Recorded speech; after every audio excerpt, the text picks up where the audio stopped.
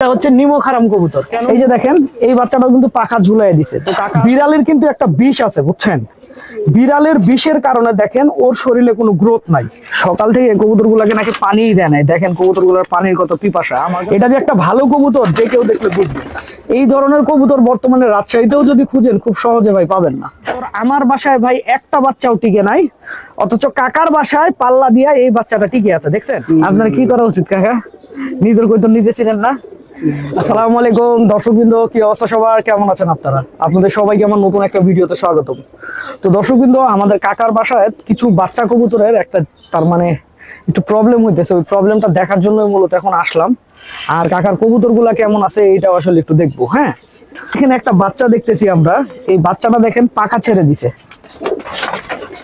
পাখা ঝুলাই দিছে। দেখছেন এই যে একটা বাচ্চা পাখা ঝুলাই দিছে। এই যে দেখেন এই বাচ্চাটাও কিন্তু পাখা ঝুলাই দিছে। তো কাকা আসলে এই ব্যাপারটা খুব চিন্তিত যে কবুতরের বাচ্চাগুলো এভাবে পাখা ঝুলাই দিতেছে কেন।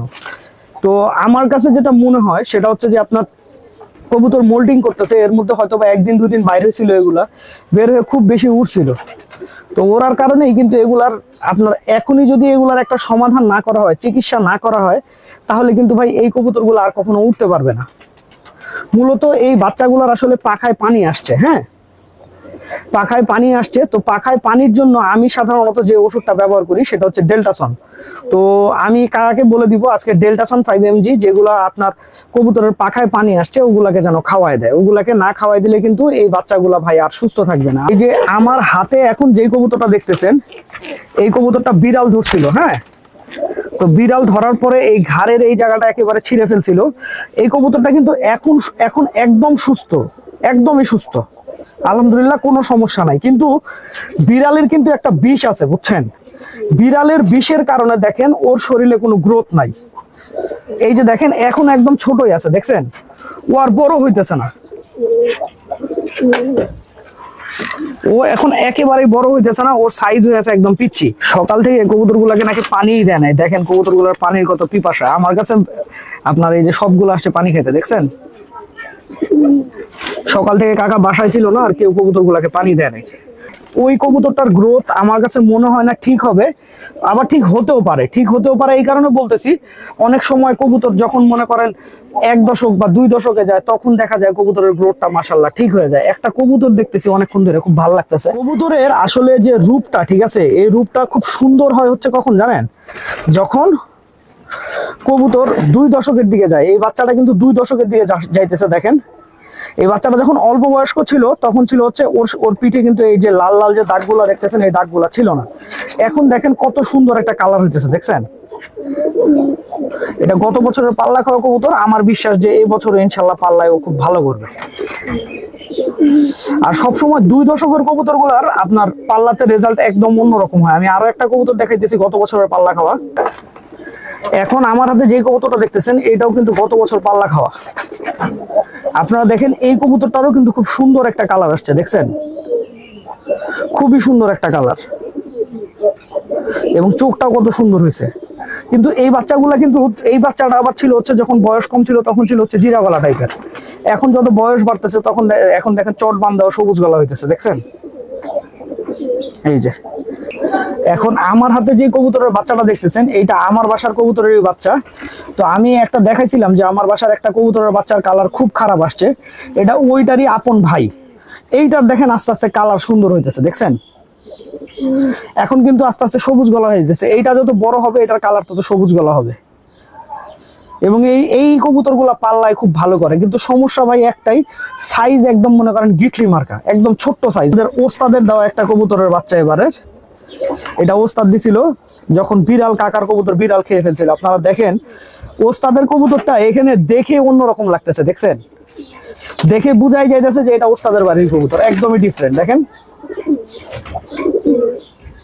চোখটা কত স্বচ্ছ। দেখেন একটা বাচ্চা কবুতর কিন্তু সাইজে কত বড়, মাশাআল্লাহ। ওর বডি বলেন, ওর ফিটনেস বলেন, সবই আলাদা, একেবারেই আলাদা। এটা যে একটা ভালো কবুতর যে কেউ দেখলে বুঝবে।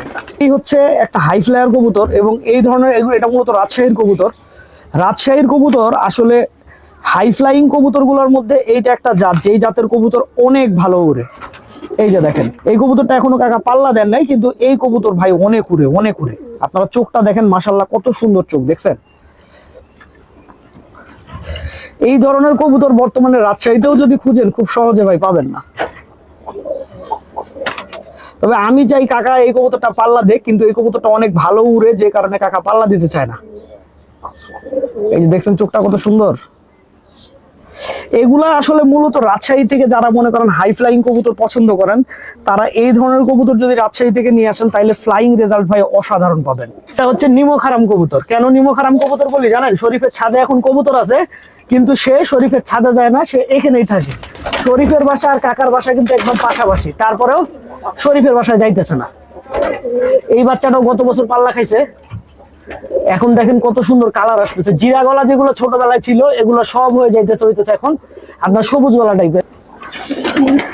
এইটা হচ্ছে আমার বাসার সুল্লি গলা নরের বাচ্চা। আমি যে বলি না যে সুল্লি গলা আমার বাসায় রেজাল্ট করে না, কিন্তু মানুষের বাসায় যায় ঠিকই রেজাল্ট করে। এই কবুতর আমার বাসায় ভাই একটা বাচ্চাও টিকে নাই, অথচ কাকার বাসায় পাল্লা দিয়া এই বাচ্চাটা টিকে আছে। দেখো, আমার কিছু বলার নাই। আমার কত সুন্দর একটা কবুতর হয়েছে, দেখছেন? মাশাআল্লাহ অনেক সুন্দর কবুতর, কিন্তু ভাই আমার বাসায় কেন পাল্লায় আসে না আমি বুঝি না। আর একটা কবুতর নতুন দেখতেছি, এই কবুতরটা কোনটা কাকা? আচ্ছা আচ্ছা আচ্ছা, এটা শরীফের কবুতর নাকি? শরীফের বাসার কবুতর। ও কাকা এখানে রেস্টে দিয়ে রাখছে, উপরে নিয়ে রাখছে। তাই আমি বলতেছি যে কাকার সব কবুতরই তো আমি বাসার চিনি, এটা কেন চিনতেছি না। এই বাচ্চাটাও মাশাআল্লাহ অনেক সুন্দর হয়েছে, সিলভার সিলভার টাইপের। এটা কোন কবুতরের বাচ্চা বলতে পারেন? কোন কবুতরের বাচ্চা আপনি কইতে পারেন না? আপনার কি করা উচিত কাকা? নিজের কবুতর নিজে চিনেন না?